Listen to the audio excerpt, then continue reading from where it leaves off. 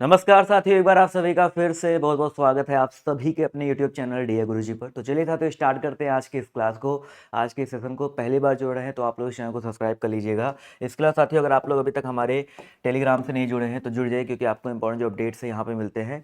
Class का time table हो गया और जो इंपॉर्टेंट अपडेट है आपको व्हाट्सएप पे मिलते हैं, तो आप इस पर एक मैसेज करके वो सब कुछ भी जो है प्राप्त कर सकते हैं। इसके अलावा साथियों, इंस्टाग्राम पे फॉलो कर लीजिए, वहाँ पर भी मैं आपको छोटे छोटे वीडियोस के माध्यम से बहुत सारे अपडेट जो है देता रहता हूँ। इसके अलावा मैंने आपको बताया था साथियों, अगर आप लोग चाहे बीएड की तैयारी करो, चाहे डीएड की तैयारी करो, या टीचिंग से रिलेटेड किसी भी एग्जाम की तैयारी कर रहे हो, तो आप लोग जो है हमसे जुड़ सकते हैं। यहाँ पर आपको सारे अपडेट और सारी जो तैयारी आपको यहाँ पर देखने को मिलती रहेगी। तो चलिए स्टार्ट करते हैं। इसके अलावा मैंने आपको बताया था, अगर आप साथियों बीएड की तैयारी कर रहे हैं तो नया बैच जो है लॉन्च हो चुका है।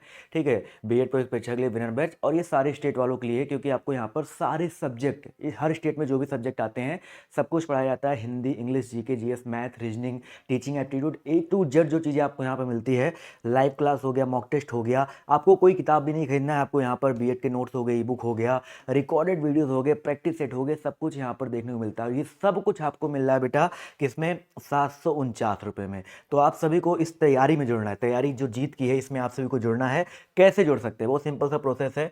डियर गुरुजी ऑफिशियल करके ऐप है, इसको डाउनलोड करो। ठीक है, इस ऐप को डाउनलोड करिए, रजिस्टर करिएगा, आपके सामने ये पेज खुल के आएगा। आपको जाना है इस पे, सबसे ऊपर दे जाएगा विनर बैच, आपको इस पे क्लिक करना है और आपके बाद ये वाला पेज खुल जाएगा और आपको सिंपली बाय नाउ पे जो है क्लिक करना है। अगर कोई डीएलएड वाला है तो वहाँ पर आपको विनर के अलावा उड़ान बैच दिख जाएगा, वो ले सकते हो। ठीक है, तो आपको क्या करना है, उसके बाद पे ऑनलाइन पे क्लिक करना है, उसके बाद गूगल पे, फ़ोनपे, पेटीएम जो भी चलाते हैं उसकी मदद से जो है जुड़ सकते हैं, जो क्लासेस है अपनी देख सकते हैं। तो चलिए बढ़ते हैं अपने क्लास की तरफ, अपने जो है सेशन की तरफ।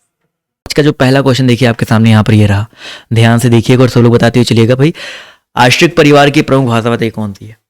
इसका जवाब जो देते हुए चलेंगे, इसका सही उत्तर आपका क्या हो जाएगा? भाई, आश्रित परिवार की जो प्रमुख भाषा है आपकी कौन सी है भाई? चलिए देखते हैं कितने लोग यहाँ पर जो है सही जवाब देते हैं। भाई, इस प्रश्न का जो सही उत्तर आपका क्या हो जाएगा? जवाब देखिए यहाँ पर आना शुरू हो गया है। तो भाई, आश्रित परिवार की जो प्रमुख भाषा है वो आपकी, मतलब आश्रित परिवार की प्रमुख भाषा, आश्रित परिवार की प्रमुख भाषा, यहाँ पर उल्टा कुछ आसिम क्वेश्चन लिखा गया, बट ठीक है।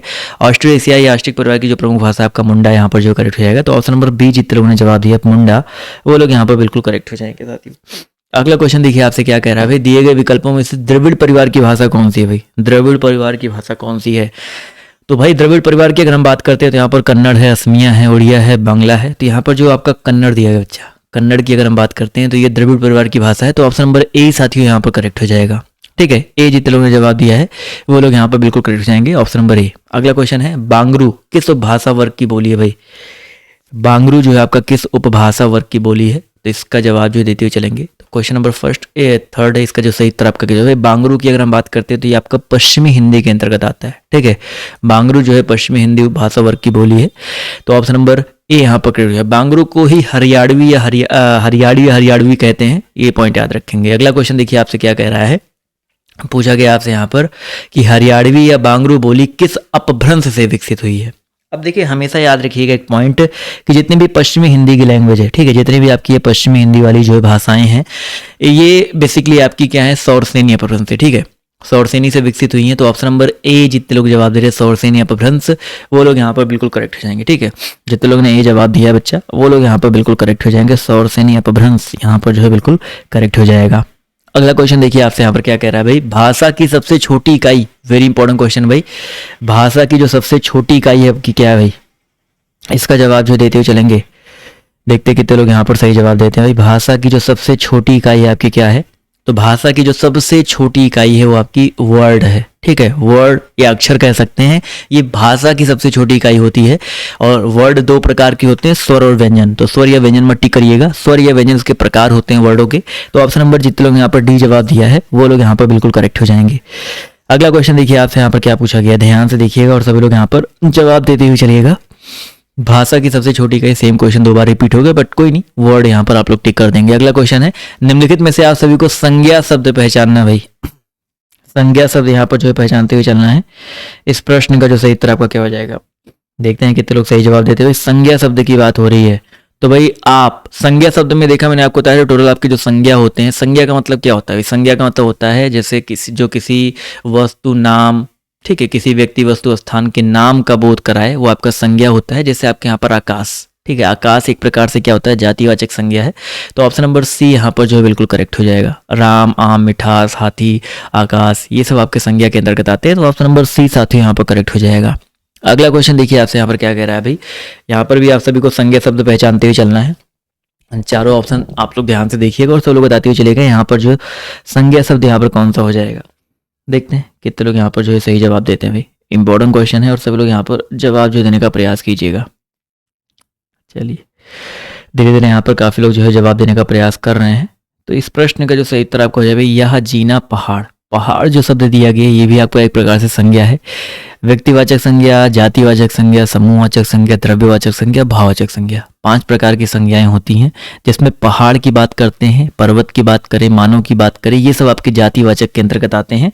तो ऑप्शन नंबर सी यहाँ पर करेक्ट हो जाएगा। जबकि यह आपका सर्वनाम है, जीना आपका एक क्रिया है, पुराना ये आपका जो है एक प्रकार से विशेषण है। अगला क्वेश्चन देखिए आपसे यहाँ पर क्या कह रहा है। हिंदी में कुल कितने लिंगों का प्रयोग होता है। हिंदी में कुल कितने लिंगों का प्रयोग होता है, सभी लोग इसका जवाब जो देते हुए चलेंगे। इसका जो सही उत्तर आपका क्या हो जाएगा। चलिए इस प्रश्न का जो सही उत्तर आपका क्या भाई, बहुत इंपॉर्टेंट क्वेश्चन है, जवाब जो है सभी लोग देते हुए चलेंगे। इस प्रश्न का जो सही उत्तर आपका क्या हो जाएगा। धीरे धीरे यहाँ पर जवाब दिखे आना शुरू हो गया है। बिल्कुल सही बात है। हिंदी में कुल टोटल आपके, हिंदी में लिंगों की बात कर रहे हैं तो हिंदी में जो लिंग होते हैं आपके टोटल आपके 2 होते हैं। संस्कृत में 3 होते हैं, हिंदी में 2 होते हैं। ये पॉइंट याद रखिएगा, इस बार के एग्जाम में आपका ये क्वेश्चन पूछा गया था, इसलिए आपका ये क्वेश्चन जो है आपका इंपॉर्टेंट हो जाता है। तो ऑप्शन नंबर बी यहाँ पर जो है करेक्ट हो जाएगा। अगला क्वेश्चन है, अपवाद को छोड़ दिया जाए तो वर्णमाला के अक्षरों को के नाम जो है किस लिंग में होते हैं। कुछ अपवादों को छोड़ देते हैं, वो अपवादों के बारे में बात भी करेंगे। अगर उन अपवादों को छोड़ दिया जाए तो वर्णमाला के जितने भी अक्षर होते हैं वो आपके पुल्लिंग में, सामान्यतः आपके पुल्लिंग में होते हैं, पुरुषलिंग में होते हैं। तो ऑप्शन नंबर ए साथियों यहाँ पर करेक्ट हो जाएगा। ठीक है, लेकिन अपवाद की रूप की बात करते हैं, ई हो गया, बड़ी हो गया और री हो गया, ये 3 आपके ऐसे होते हैं जो आपके स्त्रीलिंग में आते हैं।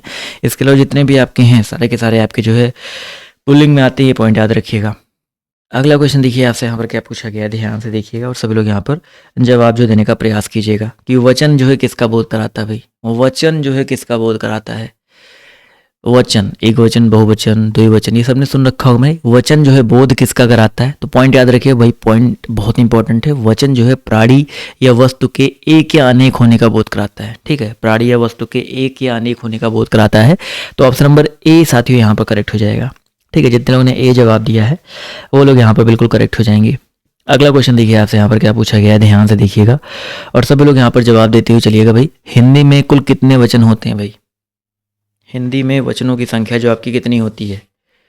चलिए भाई हिंदी में वचन की अगर हम बात करते हैं तो हिंदी में अभी मैंने आपको बताया लिंग आपके 2 होते हैं, इसी प्रकार आपके वचन भी 2 होते हैं, एक वचन और बहुवचन। ठीक है, हिंदी में आपके जैसे लिंग आपके स्त्रीलिंग पुल्लिंग होते हैं वैसे वचन भी 2 ही होते हैं, एक वचन बहुवचन। संस्कृत में आपके 3 हो जाते हैं। तो ऑप्शन नंबर ए साथियों यहाँ पर करेक्ट हो जाएगा। अगला क्वेश्चन कह रहा है भाई निम्नलिखित में से सर्वनाम शब्द बताइए क्या है। यहाँ पर आप सभी को सर्वनाम शब्द जो है ढूंढते हुए चलना है। देखते हैं कितने लोग यहाँ पर सही जवाब देते हैं। बढ़िया क्वेश्चन है, इंपॉर्टेंट क्वेश्चन है और जवाब जो देने का प्रयास कीजिएगा। चलिए देखते हैं क्या हो जाएगा इस प्रश्न का जो सही उत्तर है आपका। तो भाई हिंदी में सर्वनाम आपका हो जाएगा वाह। ठीक है, हिंदी में सर्वनाम शब्द यहाँ पर वाह हो गया, यह हो गया, ठीक है, वे हो गए। इसके अलावा ठीक है आपके टोटल 11 सर्वनाम होते हैं, आप याद रखिएगा। संज्ञा के स्थान पर प्रयुक्त होते हैं सर्वनाम। तो ऑप्शन नंबर बी साथी यहाँ पर जो है करेक्ट हो जाएगा। अगला क्वेश्चन कह रहा है कि सर्वनाम के कुल कितने भेद होते हैं। भाई सर्वनाम के भेद पूछा गया है, सर्वनाम की संख्या 11 होती है, ये पॉइंट याद रखिएगा। सर्वनाम के भेदों की अगर हम बात करते हैं तो सर्वनाम के टोटल भेद जो आपके होते हैं 6 भेद होते हैं। कौन कौन से 6 भेद होते हैं भाई। पुरुषवाचक सर्वनाम, मैं लिख देता हूँ, पुरुषवाचक सर्वनाम होता है, इसी तरह आपका निजवाचक सर्वनाम होता है, एक आपका निश्चयवाचक सर्वनाम होता है। ठीक है, निश्चयवाचक। इसी तरह आपका एक होता है अनिश्चयवाचक होता है सर जी, एक आपका निश्चयवाचक सर्वनाम होता है, एक आपका संबंध का बोध कराता है, संबंधवाचक सर्वनाम या संबंध बोधक कह सकते हैं, और लास्ट आपका होता है भाई प्रश्नवाचक। ठीक है, प्रश्नवाचक। तो आप लोग जो यहाँ पर याद रखिएगा प्रश्नवाचक में क्या, क्यों, क्या आ गया, कैसे आ गया, कोई आ गया, निश्चय में कोई आ गया, सब कोई आ गया, कुछ आ गया, ये सबका निश्चय में आता है। निश्चय में आपका जो है यह वह आ गया, निजवाचक में आपका आप आ गया, पुरुषवाचक में मैं, तुम, हम, हमारा, ये सब आपका आता है। अगला क्वेश्चन है जो शब्द संज्ञा की विशेषता बताता है उन्हें क्या कहते हैं। भाई जो शब्द जो है संज्ञा की विशेषता बताता है उसे क्या कहते हैं। चलिए भाई, संज्ञा की विशेषता बताने वाले को क्या कहते हैं भाई? संज्ञा की जो विशेषता बताए उसे हम लोग विशेषण कहते हैं। जो संज्ञा के स्थान पे प्रयुक्त हो उसको सर्वनाम कहते हैं। ठीक है, संज्ञा जो काम करता है उसको क्रिया कहते हैं। संज्ञा या सर्वनाम जो कार्य करता है उसको क्रिया कहते हैं। जो क्रिया की विशेषता बताए उसको क्रिया विशेषण कहते हैं। चारों ऑप्शन क्लियर है? तो यहाँ पर जो सही उत्तर आपका होगा ऑप्शन नंबर बी होगा, विशेषण। अगला क्वेश्चन देखिए आपसे यहाँ पर क्या कह रहा है, ध्यान से देखिएगा और सभी लोग यहाँ पर जवाब देने का प्रयास कीजिएगा। पूछा गया साथियों आपसे यहाँ पर कि जिस विकारी शब्द से संज्ञा का व्याप्ति मर्यादित होता है उसे क्या कहते हैं भाई? बढ़िया क्वेश्चन है, सब लोग यहाँ पर जवाब जो देने का प्रयास करिएगा। जिस विकारी शब्द से संज्ञा की व्याप्ति मर्यादित होती है उसे क्या कहते हैं भाई? इस प्रश्न का जो सही उत्तर आपका क्या हो जाएगा? धीरे धीरे यहाँ पर देखिए जवाब आना शुरू हो गया है। तो इस प्रश्न का जो करेक्ट आंसर आपका क्या हो जाएगा भाई?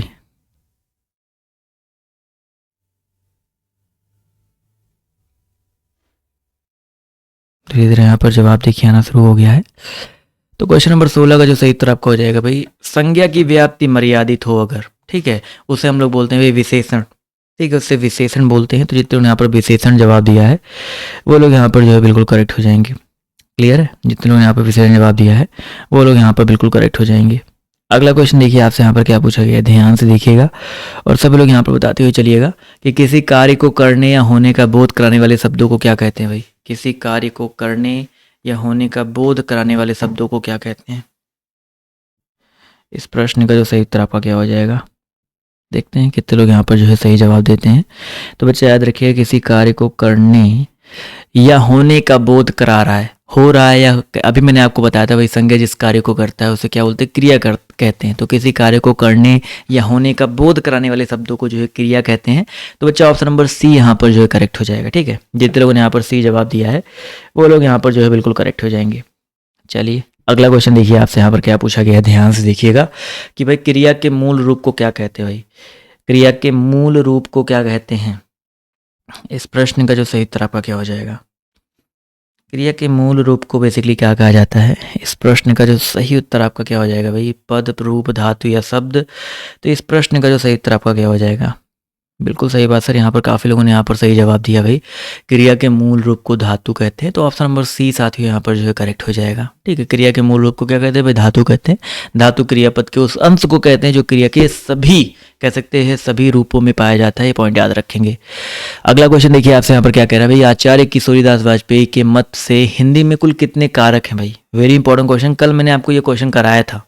ठीक है, आई होप अगर आपको कल का वीडियो हिंदी वाला याद हो, कल आपको ये क्वेश्चन कराया गया था और किशोरीदास जी ने 8 नहीं बताया है, किशोरीदास जी ने जो है टोटल 6 बताया है। ठीक है, कुल 6 ही कारक हैं। ठीक है, ये पॉइंट याद रखिए। किशोरीदास वाजपेयी जी ने उनकी जो ग्रंथावली है उसमें लिखा है कि हिंदी में विभक्ति हुई जो संख्या है बिल्कुल कम है। ने, को, से, का, में और पर। ठीक है, कर्ता वाला बताया था, कर्ता ने, कर्म को, करण से, संबंध का, अधिकरण में पर। ठीक है, ये आपके टोटल 6 ही कारक बताए थे। तो ऑप्शन नंबर जितने लोगों ने यहाँ पर ये जवाब दिया वो लोग यहाँ पर करेक्ट हो जाएंगे। ठीक है, चलिए भाई अगला क्वेश्चन देखिए आपसे यहाँ पर क्या कह रहा है भाई, कारक के वैसे सामान्यता कितने भेद होते हैं आपको ये बताना है भाई। कारक के सामान्यता कितने भेद होते हैं? तो बच्चा याद रखिएगा, कारक के सामान्यता आपके 8 भेद होते हैं। कर्ता ने कर्म को करण से, मैंने आपको सारे बता रखे हैं, पदान वाले बताया था, सब कुछ बताया था। तो यहाँ पर जितना यहाँ पर जवाब दिया, कर्ता, कर्म, करण, संप्रदान, अपादान, संबंध, अधिकरण, संबोधन, टोटल 8 होते हैं। तो ऑप्शन नंबर डी साथियों यहाँ पर करेक्ट हो जाएगा। अगला क्वेश्चन कह रहा है भाई, निम्नलिखित में से क्या काल कहलाता है भाई? क्रिया के घटित होने का समय, क्रिया का सामान्य रूप, क्रिया का मूल रूप, क्रिया का पूर्ण रूप। यहाँ पर काल क्या कहलाता है आपको ये बताते हुए चलना भाई। बढ़िया प्रश्न है और सभी लोग यहाँ पर जवाब जो देने का प्रयास कीजिएगा। तो 21 का जो सही उत्तर आपका क्या हो जाएगा भाई? तो काल की अगर हम बात करते हैं तो यहाँ पर कह सकते हैं घटित होने के समय को काल कहते हैं। क्रिया कब घटित हो रही है, भूतकाल में, भविष्यकाल में, वर्तमान काल में, कब घटित हो रही है उस समय को जो है हम लोग काल कहते हैं। तो ऑप्शन नंबर ए साथियों यहाँ पर करेक्ट हो जाएगा। व्याकरण में काल का क्या अर्थ होता है? टॉपिक बाय टॉपिक आपको एक एक पॉइंट जो यहाँ पर क्लियर करते हुए चल रहा हूँ, सब लोग बताते हुए चलेंगे भाई। इस प्रश्न का जो सही उत्तर आपका क्या हो जाएगा, देखते हैं कितने लोग यहाँ पर जो है सही जवाब देते हैं। तो भाई यहाँ पर व्याकरण में काल का क्या अर्थ होता है भाई? काल का मतलब होता है समय या पीड़ा, मृत्यु। तो काल मतलब आपका समय होता है। व्याकरण में काल का अर्थ क्या होता है भाई? आपका समय होता है। तो ऑप्शन नंबर 20 आते हुए यहाँ पर करेक्ट हो जाएगा। ठीक है, चलिए अगला क्वेश्चन देखिए आपसे यहाँ पर क्या कह रहा है, वाच्य जो है किसके अनुसार बनता है भाई? वाच्य किसके अनुसार बनता है आपको ये बताते हुए चलना है। देखते हैं कितने लोग यहाँ पर जो है सही जवाब देते हैं। इस प्रश्न का जो सही उत्तर आपका क्या हो जाएगा? तो फटाफट जवाब जो देते हुए चलेंगे, वाच्य जो है किसके अकॉर्डिंग बनता है सर जी? जवाब देखिए यहाँ पर धीरे धीरे आना शुरू हो गया भाई। वाच्य तो कर्ता कर्म भाव सभी के अकॉर्डिंग, हिंदी में वाच्य तीनों प्रकार के होते हैं, तो ये पॉइंट याद रखिएगा। वाच्य इन तीनों के अकॉर्डिंग बनता है, तो ऑप्शन नंबर जितने लोग यहाँ पर जवाब दिया है साथियों डी वाला, वो लोग यहाँ पर बिल्कुल करेक्ट हो जाएंगे। क्लियर, वाच्य तीनों के अकॉर्डिंग बनता है। अगला क्वेश्चन कह रहा है कि भैया वाच्य के कितने प्रकार है? अभी मैंने आपको बताया ना भाई, पिछले वाले क्वेश्चन से एक आइडिया लगा भाई वाच्य के कितने प्रकार हैं, सभी लोग बताते हुए चलेंगे। इस प्रश्न का जो सही उत्तर आपका क्या हो जाएगा भाई? वाच्य के टोटल कितने प्रकार होते हैं? तो बच्चा याद रखेंगे, वाच्य के जो प्रकार होते हैं आपके कितने होते हैं भाई? 3 प्रकार होते हैं, अभी आपको जस्ट बताया गया भाई। तो वाच्य के कितने प्रकार होते हैं? 3, कृतवाच्य, कर्मवाच्य, भाववाच्य। तो 3 प्रकार के वाच्य होते हैं, तो ऑप्शन नंबर ए यहाँ पर करेक्ट हो जाएगा। जिन शब्दों में लिंग वचन कारक आदि के कारण कोई परिवर्तन नहीं होता वो क्या कहलाते हैं भाई? जिन शब्दों में लिंग वचन कारक इन सबके कारण जो है कोई परिवर्तन नहीं होता बच्चा, वो क्या कहलाते हैं? तो लोग बताते हुए चलिएगा, इस प्रश्न का जो सही उत्तर आपका क्या हो जाएगा? देखते हैं। जिन शब्दों में लिंग वचन कारक आदि के कारण कोई भी परिवर्तन नहीं होता है उसे हम लोग क्या कहते हैं? अव्यय कहलाते हैं। क्या कहलाते हैं भाई? अव्यय कहलाते हैं बच्चा। तो ऑप्शन नंबर जितना यहाँ पर जवाब दिया है सी वाला अव्यय, वो लोग यहाँ पर जो है बिल्कुल करेक्ट हो जाएंगे। क्लियर साथियों? तो आज की क्लास बहुत बड़ी क्लास नहीं थी, बट कैसी लगी आप लोग कमेंट करके बताइए। और लेकिन अगली क्लास, ठीक है, अगली क्लास में जो आ जाइए, जो कि आपकी बहुत इंपॉर्टेंट क्लास चलने वाली, ठीक है। तो नीचे आप सभी को लिंक दिया गया होगा, उस लिंक पर क्लिक करके आप लोग अगली वाली क्लास में जो है आ सकते हैं। अगली क्लास में आप सभी का स्वागत रहेगा, बट अगली क्लास मिस मत करिएगा। तो आज के इस वीडियो में सिर्फ इतना ही। अभी के लिए बाय बाय, टेक केयर, जय हिंद, जय भारत। मिलते हैं आप सभी से नेक्स्ट वीडियो में। धन्यवाद आप सभी का इस सेशन में जुड़ने के लिए।